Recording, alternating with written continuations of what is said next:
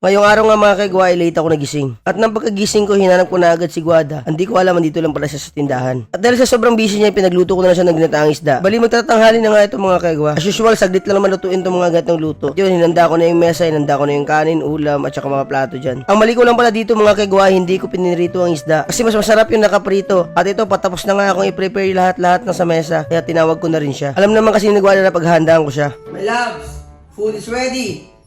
At ito na nga mga kagwa, tamang upo na lang kami dito at umakain. Bali nag-usap-usap nga kami dyan tungkol sa aming buhay, alam naman sa kapitbahay. Maya-maya pala niya, iutusan niya rin pala ako papuntang intersection ulit kasi kukunin yung mga damit. Kung naalala yung mga kagwa, kahapon andun kami sa intersection pero ngayon babalik na rin ulit kasi may dumating na naman mga damit. May mga supplier kasi kami hindi sinasabay pagpapadala. Kung sana pwedeng isang sako lang, hinati-hati pa. Kaya minsan babalik-balik kaming kumukuha dun. May time pa nga minsan, umaga ko kinuha, pagkahapon bumalik na naman ako. At bang andito na nga tayo sa highway ng mga kagwa, this is 2 PM na. So tamang video-video na lang dyan sa daan, no? Pero bago tayo diretso dun sa pupuntahan natin, first niyan, papagas muna tayo. Andito nga lang to sa kanto na San Isidro, no? Itong motor ko kasi na EDB, ayaw ko talaga nauubusan ng gasto. Basta't dumating na sa kalahati, pinapapultang ko na agad. Tulad niyan, pinupultang ko na siya ngayon. At bumayad tayo ng 312 pesos. Di bali nga wala nga akong pera matira, basta't yung gas ko kumpleto lang. Kasi sa di nakakaala, mas masakit gumastos kapag nasira yung fuel pump natin. Yung gas sa 200 lang, pero pag masira yung fuel pump mo sa 3,000, edi masakit. Andito na pala ako sa mismong kinukuhanan ko ng damit na yan. Binigay ko na kay ma'am, tsaka kinuha ko na rin din.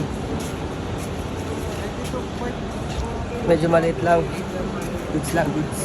At ito mga kagway, nanapan ko na ng magandang pwesto. Nakakatakot kasi pag maliit lang yung nakukuha mo kasi baka mamaya babalik ka rin ulit. Kumbaga parang sayang na yung oras papapunta-punta dyan tapos hindi pala kompleto yung maiuwi mo. Pero hindi ibig sabihin niya gusto ko malalaki lagi kasi minsan nahihirapan rin ako mag-drive ng motor pa uwi. Maliban sa nahihirapan, iniwasan ko rin mahuli tayo ng overloading. Ding, ding. Bali bago nga tayo uwi mga kagwa, dadaan muna tayo ng hardware ulit kung saan tayo pumunta kahapon kasama si Guada. May pinapabili kasi si Madam Rose. At nang ito ay palapit na ako ng palapit, meron namang mabilis ng patakbo ng kotse dito, alam niyo namang sa loob na kami. At ito ngayon binili ko, 2 pesos for 2 tox. Haha. Yan tox na yan ay gagamitin natin mamaya paglagay ng electric pan. At yan pagkarating ko sa bahay, sinalubong agad ako ng mga bata-bata ko dito, binigyan ako ng mangga. At nabigla akong pinanitan na agad ni Guada. Mabilis talaga to si Guada basta mangga. Yung mga asawa niyo ba mga kagwa, mahilig rin ba sa mangga, lalo na yung mangga na tumatagubtub. Yung mangga bang matamaan lang ng kutsilyo ay mahahati na agad. At ito na mga kagwa, nilinisan ko yung taas ng rep kasi dyan ko ilalagay yung electric pan natin. At dyan rin natin gagamitin yung tox na binili natin kanina sa hardware na 2 piraso. Inuurong ko na nga yung mga gamit dito para maluwang tayo at saka kinuha ko na rin yung baril ko. Bago ko nga kinabit yung bracket dun mga kagwa, nilinisan ko muna itong electric pan kasi ilang taon na rin itong hindi na ilinisan. Ito din dismantle ko na nga yung electric pan mga kagwa, no. Alam ko kasi paano to gawin mga kagwa, no, kasi yung papa ko electronic siya. Naalala ko pa dati nung bata pa ako, kahit saan na lang kami napapad ng papa ko para gumawa ng mga ganyan. At ang pinakagusto ko nga gawin, no, yung mga Christmas light kasi kahit anong haba pa yan basta't matapos ko may 50 pesos ako. At saka yung 15 pesos na yun ay malaking-malaki na para sa akin yun. Pero nag-iingat pa rin ng papa ko noon kaya minsan ayaw niya akong payagang gawin yun baka daw kasi makurente lang ako. Bali hindi nga lang electric pan yung ginagawa ng papa ko no, pati washing, rep or any TV mga ganun. Basta lahat ng mga gamit niyo sa bahay pwede namin gawin yan. At ito na mga kagwa na ikabit ko na yung bracket tsaka kinabit ko na rin yung electric pan. Ang problema nun lang yan pagkababa ko bitin pala yung wire. Kaya yun mga kagwa napakakamot na lang ako sa ulo niyan. Pero hindi ko inayaan ng ganyan na lang mga kagwa. Bali ginawan ko rin ng paraan yan. Bali umakyat na nga naman ako dun sa taas kung saan ako kumukuha ng gamit. Bali kumuha nga ako ng 2 dangkal na wire at pinagdugtong-dugtong ko lang. Iba talaga pag may natutunan ka nung bata ka pa. At yan, humandar na nga. Ito nga mga kagwa, papatanggal niya. Kasi gusto niya palabas doon. Dahil engineer ako, gagawin ko yan.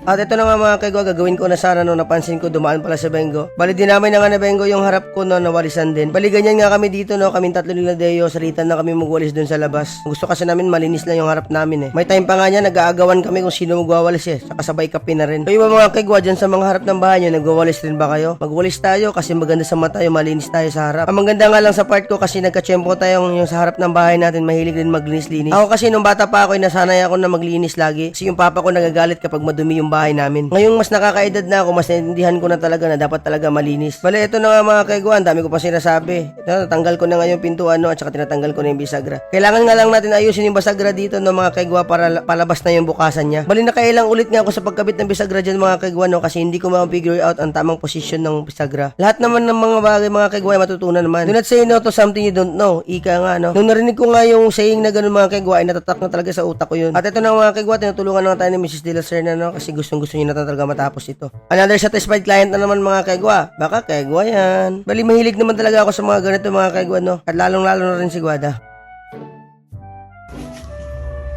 So ayan na nga mga kagwa.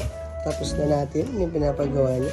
At nung pagkasara ko yung mga kaigwa, hindi pala tugma doon sa butas, no? Kaya binutasan ko naman ulit. Mabuti nga meron tayong mga gamit dito sa bahay ng mga kaigwa. Baka inko yan. Simula nung may bahay na kami ni Guada, dahan-dahan talaga ako nagpundar ng mga gamit ko. Nakakaya kasi yung panay tayo hiram mga kaigwa. Example, hiram ka ngayon, bukas hiram ka naman. Sa sunod na araw, hiram ka na naman kasi di natapos yung ginagawa mo. At yan mga kaigwa, tapos na nga.